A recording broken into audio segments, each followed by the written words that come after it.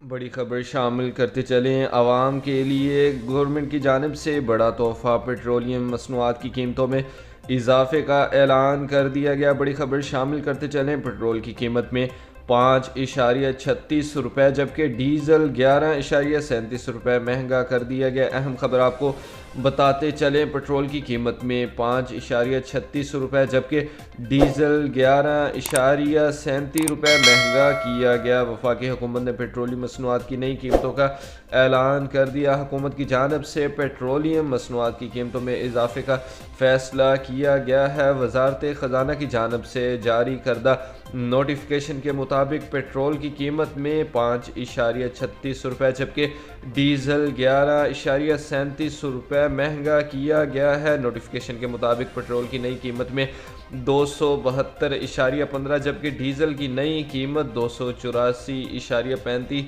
मुकर्रर की गई है। पेट्रोलियम मसनूआत की नई कीमतों का इत्तलाक 12 बजे से कर दिया गया है। अहम खबर आपको बताते चलें। पेट्रोलियम मसनूआत की कीमतों में इजाफा कर दिया गया है। पेट्रोलियम मसनूआत की कीमतों में इजाफे का ऐलान। बर वक्त अपडेट्स जानने के लिए हमारे चैनल के साथ जुड़े रहें। अल्लाह हाफिज़।